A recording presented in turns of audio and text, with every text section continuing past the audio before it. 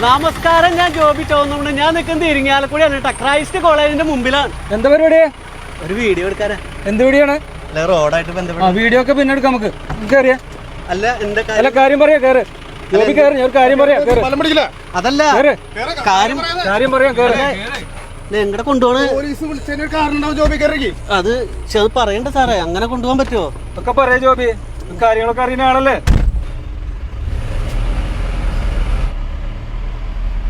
ഞാനൊന്ന് ഫോൺ ചെയ്തോട്ടെ സാറേ. ഫോണൊക്കെ പിന്നെ ചെയ്യാം ജോബി. ഫോൺ വിളിച്ചു വെച്ചാ അല്ല ഫോൺ. ജോബി എത്ര കാലമായി ഈ വീഡിയോകളൊക്കെ ചെയ്യുന്നത്? കുറച്ചാളായി. ഈ സൈബർ കുറ്റകൃത്യങ്ങളെ കുറിച്ച് അറിഞ്ഞുകൊണ്ടാണോ ഈ വീഡിയോ ചെയ്യുന്നത്? കുറച്ചൊക്കെ അറിയാം. നമ്മുടെ സമൂഹത്തില് നിങ്ങൾക്ക് കുറെ ഉത്തരവാദിത്തങ്ങളുണ്ട്, ഈ ബ്ലോഗർമാർക്കും ഈ യൂട്യൂബർമാർക്കും ഒക്കെ. ഞാനത് ശ്രദ്ധിച്ചിട്ട് ചെയ്യാറ്. അപ്പൊ ഇനിയും കുറെ കാര്യങ്ങൾ അറിഞ്ഞുകൊണ്ട് വേണം ഈ കാര്യങ്ങൾ ചെയ്യാൻ. ഓക്കെ, ശരി ശരി.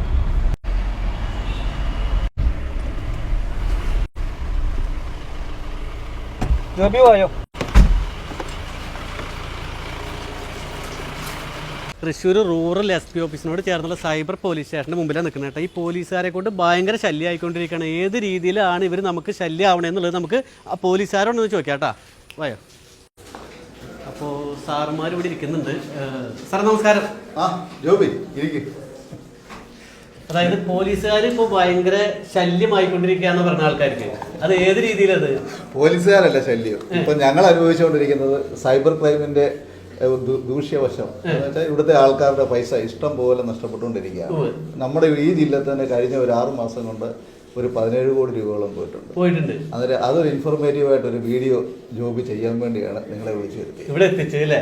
ഓക്കെ, സന്തോഷം. അപ്പൊ എന്നെ പോലീസ് പിടിച്ചോന്നല്ല, വളരെ പ്രധാനപ്പെട്ടതായിട്ടുള്ളൊരു കാര്യം ജനങ്ങളെ അറിയിക്കുന്നതിന് വേണ്ടിയിട്ട് ഞാൻ അങ്ങനെ പോലീസ് സ്റ്റേഷനിലേക്ക് എത്തിയേക്കാണ്. ഒരു പക്ഷേ നിങ്ങളും ഇങ്ങനെ പോലീസ് സ്റ്റേഷനിലേക്ക് ഒരു കാരണവശാലും വരാതിരിക്കാൻ വേണ്ടിയിട്ടാണ് ഇങ്ങനെ ഒരു വീഡിയോ.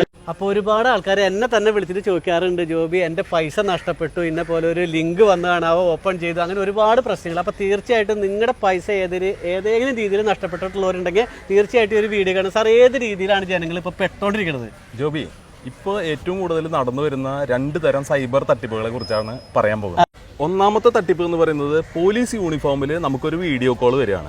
നാർക്കോട്ടിക് കൺട്രോൾ ബ്യൂറോ അല്ലെങ്കിൽ ഇന്റലിജൻസ് ഏജൻസികൾ, അതേപോലെ CBI പോലുള്ള അന്വേഷണ ഏജൻസികളിൽ നിന്നാണ് വിളിക്കുന്നത്. നിങ്ങളുടെ വിലാസത്തിൽ ആരോ ഒരാൾ മയക്കുമരുന്ന് അയച്ചിട്ടുണ്ട്, അതിമാരകമായിട്ടുള്ള മയക്കുമരുന്നാണ് ഇത്. ഞങ്ങൾ പാഴ്സൽ അയച്ചത് ഞങ്ങൾ പരിശോധിച്ചപ്പോൾ നിങ്ങളുടെ പേരും വിലാസവുമാണ് കണ്ടത്, അതുകൊണ്ട് നിങ്ങൾ ഇതിന് ഉത്തരവാദികളാണ്, നിങ്ങളെ ഉടനെ അറസ്റ്റ് ചെയ്യാൻ പോവുകയാണ്, നിങ്ങൾ അറസ്റ്റ് ചെയ്ത് ജയിലിൽ അടയ്ക്കുമെന്ന് പറഞ്ഞ് ഇവർ അന്വേഷണ ഏജൻസി ആണെന്ന് പറഞ്ഞു, പോലീസ് ആണെന്ന് തന്നെ പറഞ്ഞിട്ട് വീഡിയോ കോൾ. അപ്പൊ നമ്മൾ പേടിച്ചു കഴിഞ്ഞാൽ അതാണ് അവരുടെ ട്രാപ്പ് എന്ന് പറയുന്നത്. അപ്പോൾ നിങ്ങൾ ഇത് നമ്മൾ തെറ്റിദ്ധരിപ്പിക്കാൻ വേണ്ടിയിട്ട് അവരുടെ സുപ്രീം കോടതിയുടെ വാറണ്ട് അല്ലെങ്കിൽ സമൻസ് ഇതുപോലുള്ള വലിയ വലിയ സാധനങ്ങളൊക്കെ നമുക്ക് തെറ്റായിട്ട് രീതിയിൽ അയച്ചു തരും. ഈ അയച്ചു തരുന്നത് നമ്മൾ ഭയചകിതരാവും. അങ്ങനെ അപ്പൊ അടുത്ത ആള് വിളിച്ചിട്ട് പറയും, ഇത് കുഴപ്പമില്ല, ഇത് സെറ്റിൽ ചെയ്യാം, നമുക്ക് ഒരു ഫൈൻ അടച്ചു കഴിഞ്ഞാൽ നിങ്ങൾക്ക് രക്ഷപ്പെടാവുന്നേ ഉള്ളൂ. അങ്ങനെ പക്ഷെ ഇത് വലിയ തുകയായിരിക്കും ഫൈൻ. വലിയ ലോബിയാണ്. ഇത് വലിയ തുകയാണ് ഫൈൻ അടയ്ക്കേണ്ടി വരിക. പക്ഷെ നമ്മൾ അറസ്റ്റ് ചെയ്യുന്നതിനേക്കാൾ നല്ലത് ഇത് ഫൈൻ അടച്ചിട്ട് രക്ഷപ്പെടുകയല്ലേ എന്ന് വിചാരിച്ചിട്ട് ഈ ഇരകള് വിക്ടിം പണം കൊടുക്കാനായിട്ട് നിർബന്ധിതരാവും. അങ്ങനെ ഒരുപാട് പൈസ ഇപ്പൊ പോകുന്നുണ്ട്. ഇപ്പൊ സൈബർ കുറ്റവാളികളുടെ ഏറ്റവും ലേറ്റസ്റ്റ് തട്ടിപ്പുകളിൽ ഒന്നാണ് ഇതാണ്. നിങ്ങൾ ഈ വിവരം പുറത്ത് ആരോടെങ്കിലും പറയുകയോ അല്ലെങ്കിൽ നിങ്ങൾ പുറത്തേക്ക് ഇറങ്ങുകയോ ചെയ്താൽ നിങ്ങളെ തീർച്ചയായിട്ടും അറസ്റ്റ് ചെയ്യും, നേരിട്ട് വന്ന് അറസ്റ്റ് ചെയ്യും.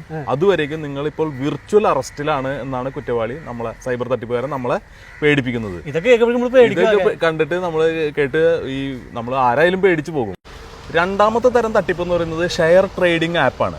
ഈ ഷെയർ ട്രേഡിങ്ങിൽ നിക്ഷേപം നടത്തി കഴിഞ്ഞാൽ വൻ തുക ലാഭം ലഭിക്കുമെന്ന് പറഞ്ഞിട്ട് നമുക്ക് ഒരു വാട്സപ്പ് സന്ദേശം അയക്കും.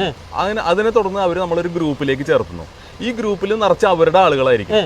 അവര് ചെറിയ തുക നിക്ഷേപിച്ചിട്ട് വലിയ തുക തിരിച്ചു കിട്ടിയതായിട്ട് ആ ഗ്രൂപ്പിലെ മെമ്പർമാരൊക്കെ പരസ്പരം പറഞ്ഞ് പ്രചരിപ്പിക്കും. ഇതിൽ വീണ് പോകുന്ന നമ്മുടെ വിക്ടിം അതിൽ പണം നിക്ഷേപിക്കുകയും ഇരട്ടി തുക ലഭിച്ചതായിട്ട് അവരുടെ ആപ്പിൽ കാണിക്കുകയും ചെയ്യും. അത് അവര് തന്നെ ഉണ്ടാക്കിയിട്ടുള്ള ഒരു കൃത്രിമ ആപ്പാണ്. അത് വിശ്വസിച്ചിട്ട് നമ്മുടെ ആളുകള് വീണ്ടും പണം നിക്ഷേപിക്കുകയും അത് ഇരട്ടിയിലധികം തുക കിട്ടിയതായിട്ട് ആപ്പിൽ തെളിഞ്ഞു കാണുകയും ചെയ്യും. അപ്പൊ നമ്മളൊക്കെ അതിൽ സന്തോഷിക്കും, വീണ്ടും നിക്ഷേപിക്കും. പക്ഷെ അത് പിൻവലിക്കാൻ കഴിയില്ല.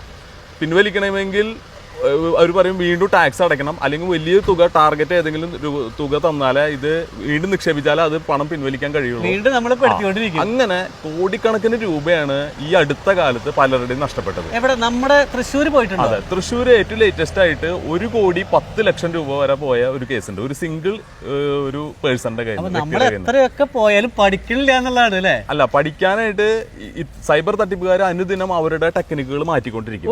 പക്ഷെ അത് എന്നും നമ്മൾ അപ്ഡേറ്റ് ചെയ്യണം. ഇന്ന് നടക്കുന്ന തട്ടിപ്പല്ല നാളെ ഉണ്ടാവുന്നത്. അതിനു വേണ്ടിയിട്ട് സോഷ്യൽ മീഡിയയിലൂടെയും അതുപോലെ തന്നെ വർത്തമാന പത്രങ്ങളിലൂടെയും ടെലിവിഷനിലൂടെയും കേരള പോലീസിന്റെ തന്നെ സോഷ്യൽ മീഡിയയിലൂടെ ജനങ്ങൾക്ക് വേണ്ടിയിട്ട് എന്നും പ്രചാരണം നടത്തുന്നുണ്ട്. നമ്മൾ ഓരോ ദിവസം പത്രമാധ്യമങ്ങളിൽ കൂടെ കണ്ടുകൊണ്ടിരിക്കുന്നത് തട്ടിപ്പിന്റെ വാർത്തകളാണ്. സാധാരണക്കാരായിട്ടുള്ള ആൾക്കാർ മുതൽ ഉയർന്ന വിദ്യാഭ്യാസമുള്ള ആൾക്കാർക്ക് വരെയാണ് പൈസ പോയിക്കൊണ്ടിരിക്കുന്നത്. അപ്പൊ ഇങ്ങനെ പോയി കഴിഞ്ഞു കഴിഞ്ഞാൽ എന്താ ചെയ്യണ്ടേ? കേരളത്തിലെ എല്ലാ ജില്ലകളിലും സൈബർ ക്രൈം പോലീസ് സ്റ്റേഷൻ ഉണ്ട്. കൂടാതെ കേരളത്തിലെ ഏത് പോലീസ് സ്റ്റേഷനിലേക്കും നിങ്ങൾക്ക് വിളിച്ച് ചോദിക്കാം, ഇങ്ങനൊരു ലിങ്ക് വന്നിട്ടുണ്ട്, അല്ലെങ്കിൽ ഇങ്ങനൊരു വീഡിയോ കോൾ വന്നിട്ടുണ്ട്, ഞങ്ങൾ എന്ത് ചെയ്യണം എന്ന് ധൈര്യമായിട്ട് എല്ലാവർക്കും വിളിക്കാം. 24 മണിക്കൂറും വിളിക്കാം. അത് വിളിച്ചു കഴിഞ്ഞാൽ അതിനുള്ള ഉത്തരം പോലീസ് നൽകും.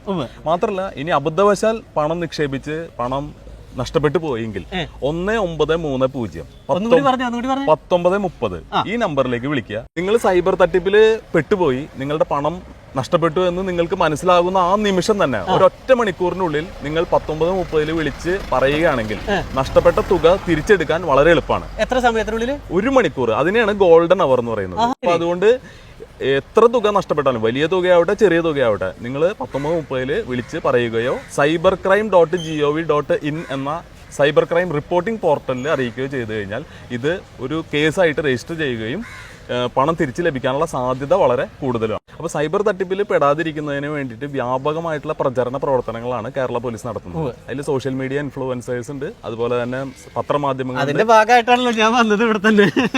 അതെ. അപ്പോൾ